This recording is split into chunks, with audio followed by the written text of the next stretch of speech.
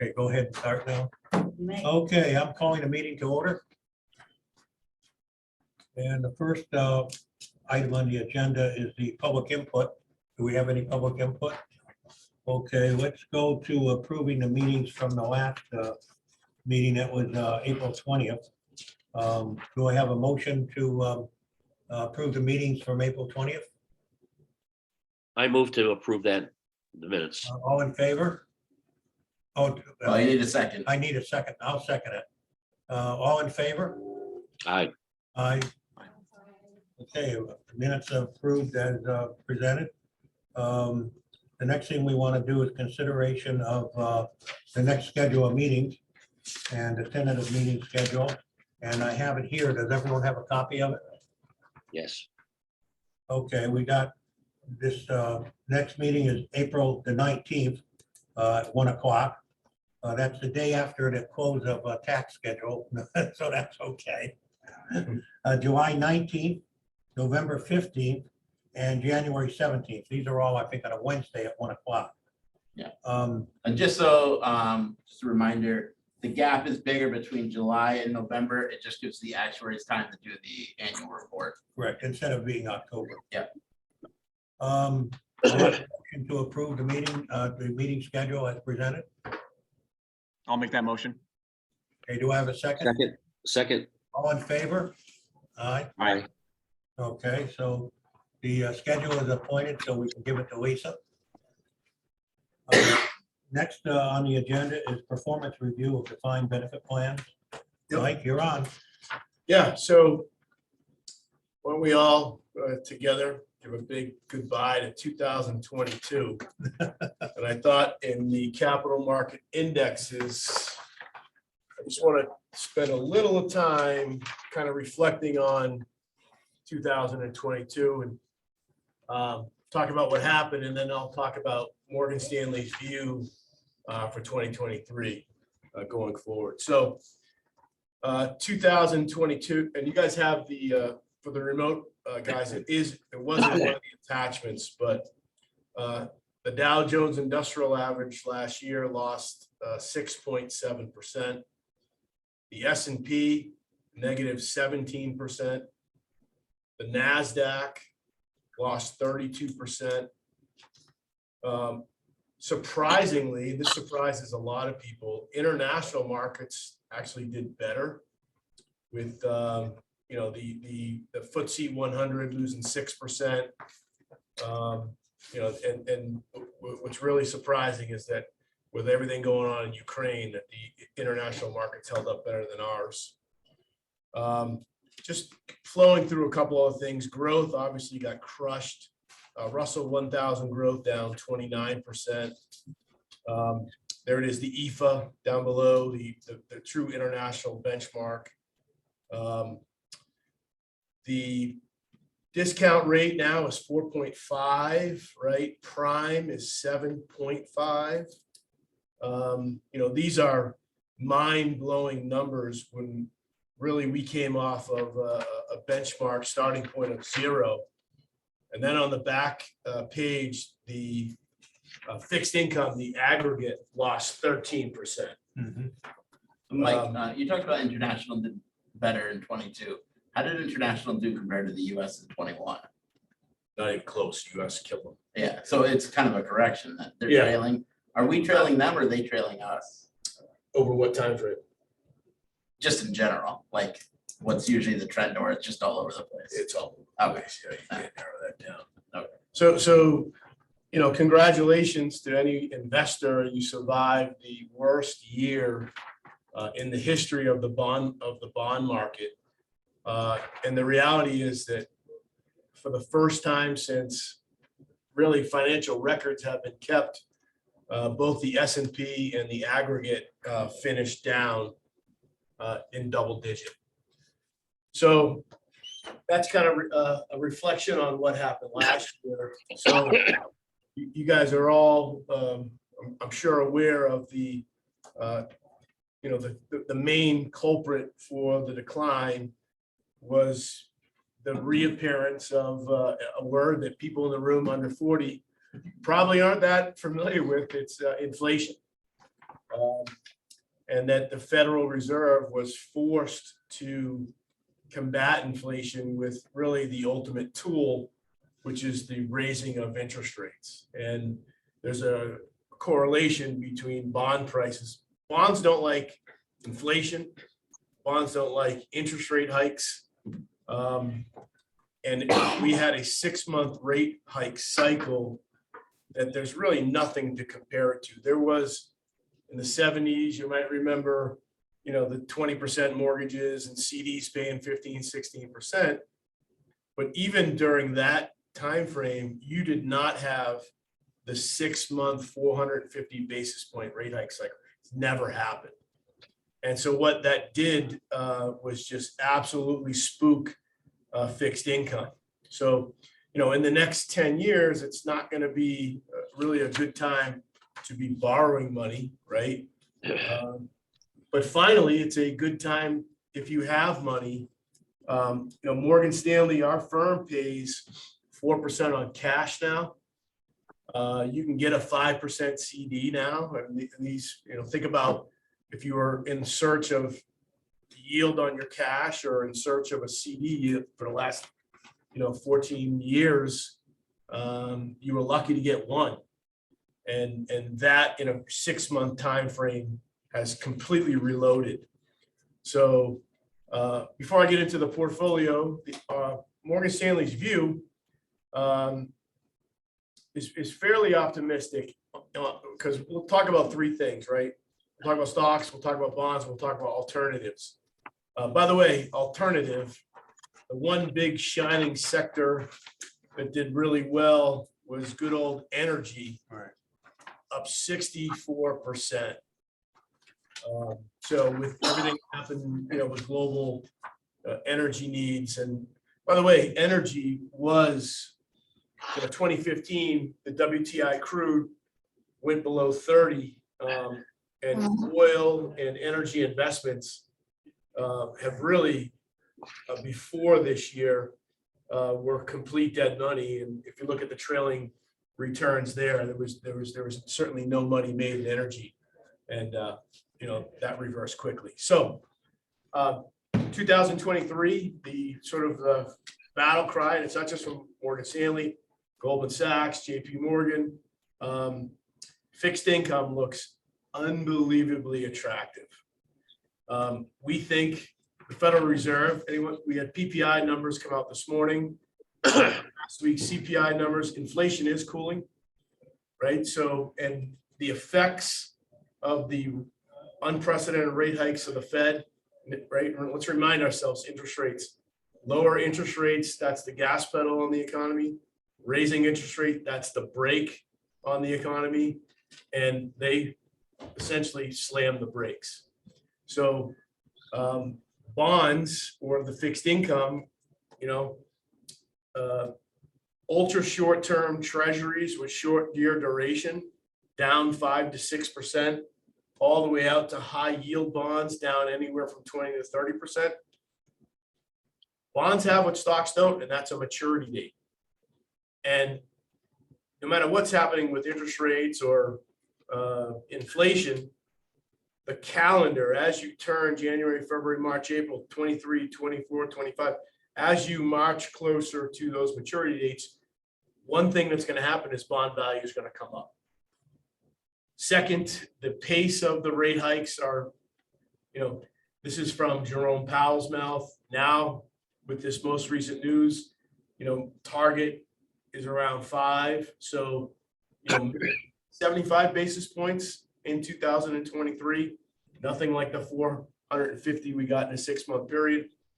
So remember that as interest rate hikes cool off, or there's even talk of cuts at the end of 2023, because the effects of the unprecedented rate hikes truly haven't been felt by the general economy yet.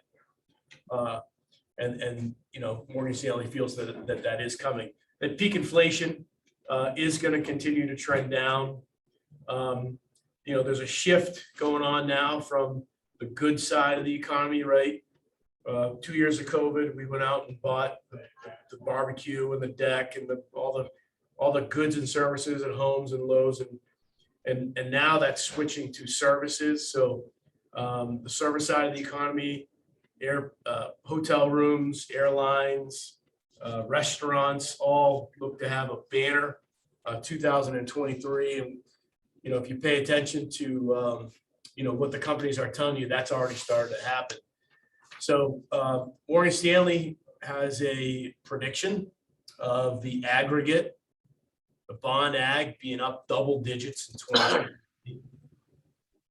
That's over 10% in the ag, right? So the ag represents treasuries, agencies, corporates, munis, all different types of fixed income. Yields are there, right? So if you have cash, you're getting 4 instead of 0. CDs 5 instead of 0.5%. High quality investment grade duration bonds between 3 and 7 years, 6.5. High yield, right? So as you go out in the risk curve in fixed income, what we would in normal times you would think of yield is there. And so, the outlook for fixed income looks tremendous.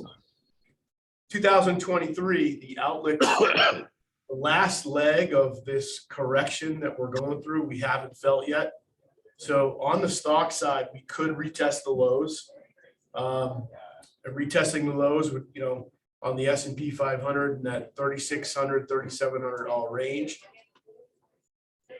And, doing this for coming up on 28 years, it is kind of a broken record, but what we haven't seen yet is the earnings revisions, full board. Companies that make stuff, companies that provide service, they haven't reset expectations like we think they're going to have to, because, whether it's a soft landing, a slight recession, a mild recession, I think it's hard to not see sort of a general global slowdown coming, which is not great for stocks. But by the way, that is wonderful news for the bond market. So, the fat pitch or, by the way, our target on the S&P 500 at the end of the year is higher. So is Goldman Sachs, so is JP Morgan. But you still have a 3 to 6 month window until all of these earnings revisions get unclogged. And you've been around longer than I have, but I can tell you that this is what happens. Company XYZ is expecting to make $1. They come out and say, we're going to make 80 cents. And then they announce they made 85 cents and they beat expectations and the stock goes up. I mean, it's sort of a broken wheel, that has occurred. So the outlook for fixed income looks tremendous.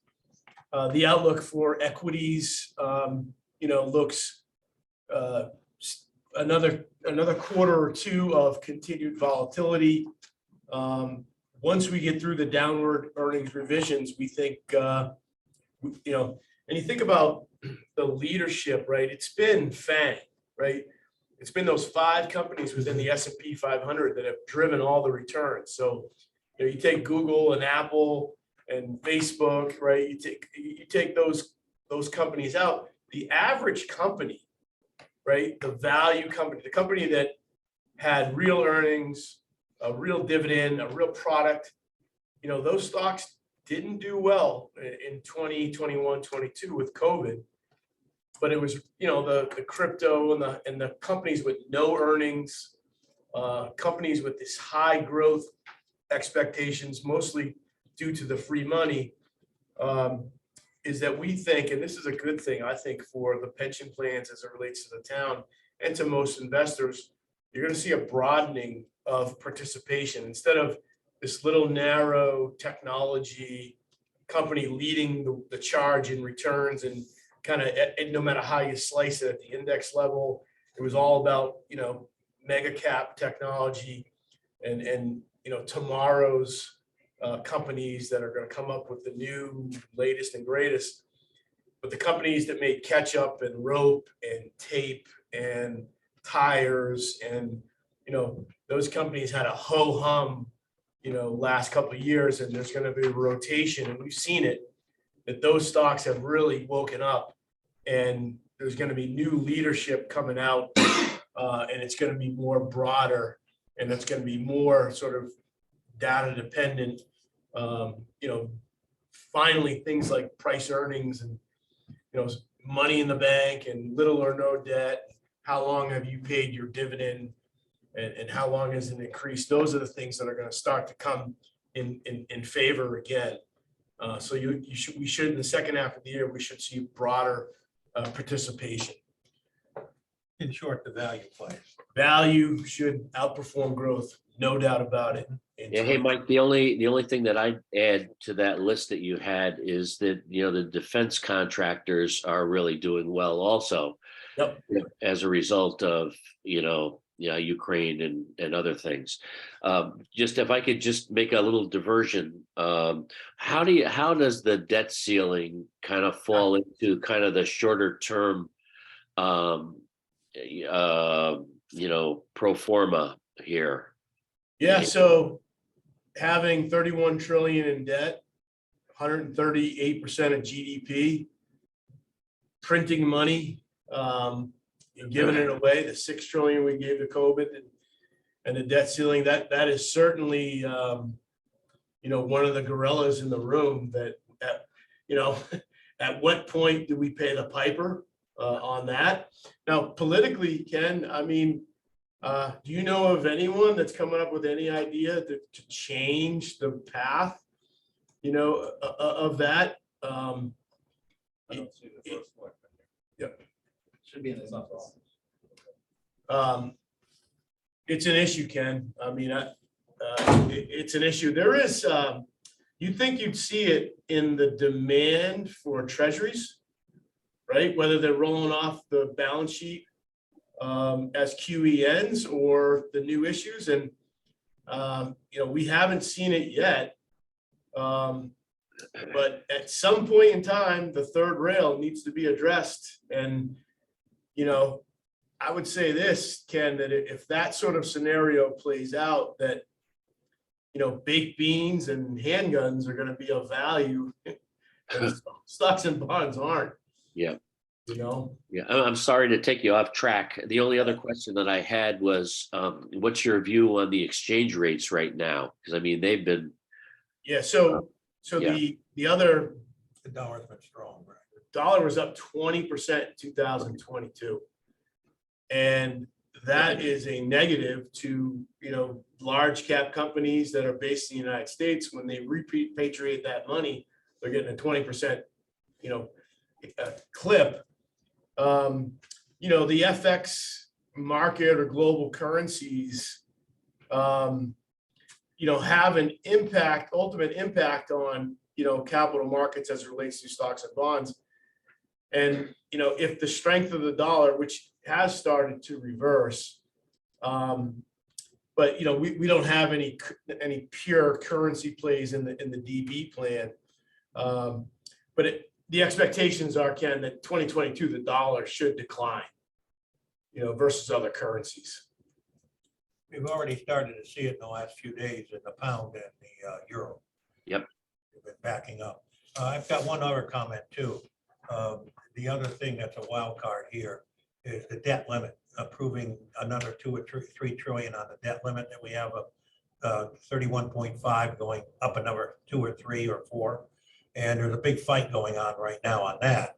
And it may go beyond our ability to pay immediately. And if it does, they'll freeze the spending, okay, in order to bring the money that's coming into the treasury in line with the spending, so we don't go above the limit. And if that's the case, that would have a short-term adverse effect on equities. All right, and that could happen. That could play itself out for a few days or even a few weeks. So that's a possible negative. Call it a black swan. Well, you guys may have heard that the 60-40 model portfolio, which really is the benchmark of all public pension plans. If you were 60% in the S&P, 40% in the ag, you lost 16% last year. Getting into our performance calendar year, -9, which, listen, I hate losing money. But but relative to the backdrop of what happened in 2022.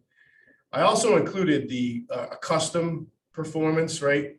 So how did the defined, because, you know, we have a June 30th fiscal year end on the plans. So we're really halfway through the actuarial kind of time frame. And the second half of the year, we're positive 2.63%, which, by the way, that's lower than what we're up year to date on both the plans. So fingers and toes crossed that we have kind of this continued, return of normalcy, because, part of the optimism around the 23 outlook of bonds is the reality that we're coming off of the worst year in the history of the bond market, and that perhaps it was a little bit oversold. And so, fingers and toes crossed, the first half of the fiscal plan year, positive 2.63, and, hope that trend does continue. Asset allocation of our defined benefit plans, we'll focus on the town, and like in normal meetings, the police and the LoSAP are the same. So we'll drill down and spend time on the town plan, but just to understand it carries forward for the rest of the report. We're 50% in equities, 10% in alternatives, 40% in bonds, and you can see that is a little different as of year end, but not by much. And that asset allocation is a little unique in the alternative position. Half of our alternatives, I'll remind you, is the MLPs, which had a 42% return for us. It was only 5% of the portfolio, but why we're not down 15-16% is because we did have that alternative investment piece. So you can see there sort of the general 30,000 square feet view. And then the report, kind of drills down. We have both growth and value. Small cap is a very underowned asset allocation, right? So most portfolios outside of public pension plans, you don't see a lot of small cap owned. That's a good thing. And it's been an underowned asset now for 9 consecutive years. Small caps aren't as allergic to global, things, because small companies in general the main products and services are done within the United States. So, I would expect that we could have, some alpha or some return generated from both the mid and the small cap part of the portfolio. We have an international piece that, we'll get into that a little bit further later. Bonds, right? So we are, short in nature and high in quality. I would expect, you might say, well, we have such great expectations for fixed income. Why don't we move everything to fixed income? Well, let's remind ourselves that this is let's look at the long view, right? This is a 20, 30, 40, 50-year strategy. And that, the temptation to drive everything into the lane that has the highest expectation is never a smart strategy. So we own high quality, low duration fixed income. We're on page 7, guys, if you guys want to jump in. 7 of 14. 7 of 14. And remember, this is an institutional portfolio. So, right, we have some funds and some ETFs, but the majority of what we own the town owns these bonds and owns these maturity dates. And again, it doesn't matter what's going on in the globe or the calendar the calendar does matter, is as we march on, you will see these bonds naturally come up. And when they mature, they're going to participate in the new significantly higher interest rate background. Turning the page on the equities, page 8, we have a 63%, call it, US exposure, a little slice of emerging market, which sometimes spooks people, but remember that those are slices that our international managers own. And if you put it in real dollar terms, it's a really small piece. But we do have a footprint in international markets. By the way, I read the outlook, so I try to limit how much I read, but as far as from Wall Street. But when I look at BlackRock, JP Morgan, Vanguard, and Morgan Stanley's 10-year outlook, all four of those firms have a higher return outlook outside of the United States than domestically. And that the next 10 years, a lot of people are kind of predicting it may be more like the lost decade. Let me remind you, the lost decade from 2000 to 2010, the S&P 500 went nowhere. You had 100 grand in 2000, you had about 100 grand 10 years later. A lot of that was felt because of the 08 financial crisis. But the optimistic now they've all been brought up because of what's happened in 2022 across the board. But the expectations before the collapse of 2022, was on the S&P with all four of those firms was between, 3 and 5%, with expectations outside of the United States being much higher. Stocks are cheaper outside the United States. They just are. Keep in mind that, we're kind of focusing on the negative of 2022. Positive is on December 31st of 2021, 10-year return on the S&P was 18.2. 18.2. So these pension plans, right? Ed was around when we were doing these meetings in 08. I mean, the funded ratios were in the 40s and 50s, and it looked like no end in sight. And whammo, like, these plans have done their job in the last 10 years, taking 2002 off the table, and we put it on the table, was down 9%. Certainly wasn't anything like 2008, right? 51% drop in the S&P 500. So, we have a broad now. In these meetings, we sort of talk on the 30,000 square feet. We could drill down at some future, maybe for the next meeting, I'll focus on just one of our institutional managers, and you can really kind of look at under the hood of the strategy. But it's again, diversification. And that's with every public pension plan, the key. Lastly, our alternative investment. We mentioned half of it are in MLPs, the other half is in real estate. The beginning of COVID, who wasn't running around talking negatively about real estate, right? Everyone predicted all these empty office buildings, and boy, did that not happen. In fact, real estate had a banner return through COVID. And real estate's a big word, right? There's nursing homes in Japan, right? There's Class D office space in Australia. There's single family homes. There's municipal buildings, right? There are REITs. There are publicly traded real estate companies. All of their tenants are municipalities, hospitals. Real estate is in warehouses, industrial.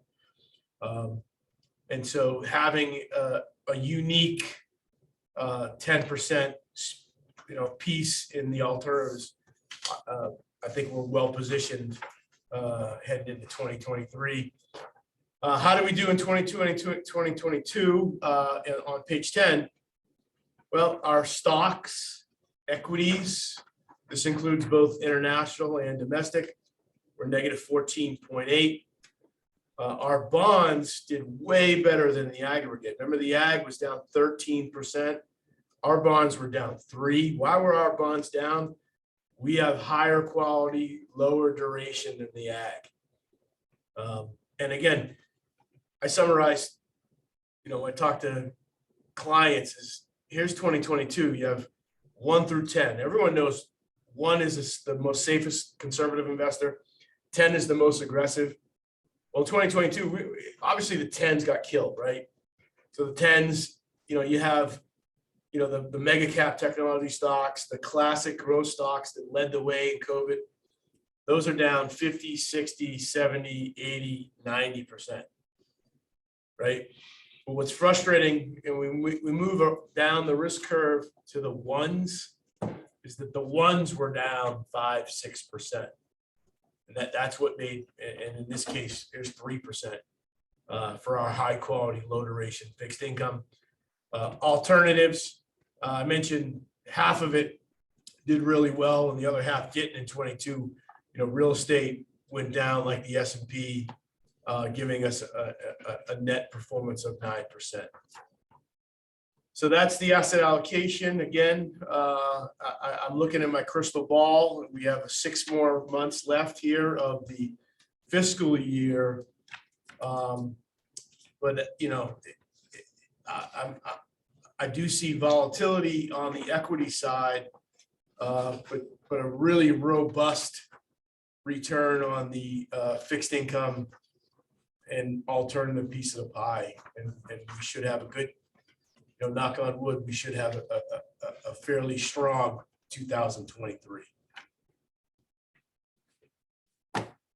Yeah, the one thing I'd like to add is in the real estate end of it, in 23 and 24, you're going to see probably some repositioning from the corporate to where they have corporate areas in major cities where they have extra office space. You'll be seeing it repositioned to from commercial to residential.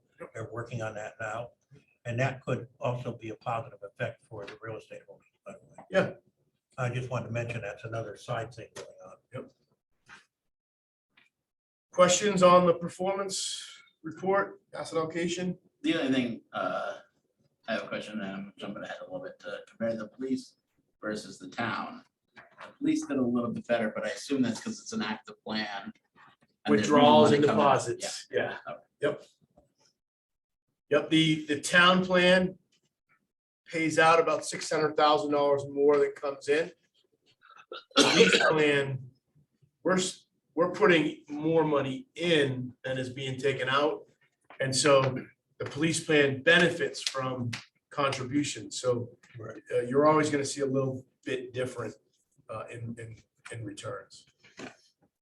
But the police plan still being active when we talk about liability of the pension plan, which is in your deal. Much longer life, right, right.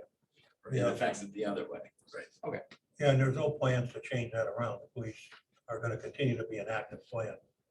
And that's probably because of, Correct. No comment, but correct. no, but what I'm saying, that's because of the fact that their retirements are 20 years and all that. And then you've got other towns that keep it going too, so you can't just change it. You know, Yeah, they so definitely- there are reasons for it. There are solid reasons. yeah. Police in the state typically still have pensions for new hires. Right. And the towns that don't, like Trumbull doesn't for new hires, but they're offering a $20,000 sign-up bonus. You know, Ridgefield doesn't for new hires. They pay $15,000 to $20,000 more a year in salary. So, Yeah, compensate. yeah.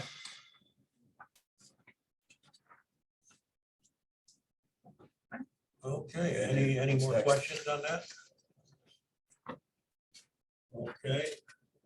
The only thing I want to bring up is anything on the liability insurance or anything new on that or any So- update on that? Insurance wise, Kerm is supposed to give us new rates end of the month. I think our LAP we signed up for last year for a 3-year agreement, and the most they can increase it is 5%. Our returns, our claims have been pretty good on both, so we'll see what they come up with at the end of the month. But the plan is to stick with Kerma.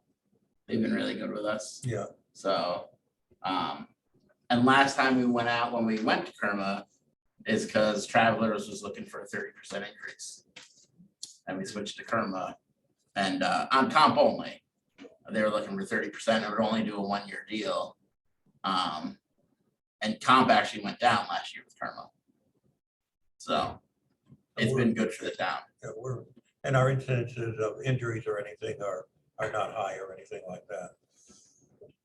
No, we're okay right now. Yeah, knock. All on it takes wood. is one, is Yeah, no, that's unfortunately, true. one big claim could kill your plan. But we have safety provisions and all that other stuff. We Yeah. have schooling and we have a constant check on it. Yeah. But that still means something could happen. Yeah. You just knock on wood. So, and that's for, that covers the town and the Board of Ed. Good. So, All righty, I have no other things. Anyone have anything to add? Any comments or anything? Okay, and I make a motion to adjourn the meeting. I'll second that. All in favor? Aye. Aye. All right. Thanks, guys. Great, thank you. Thank you all. Be well.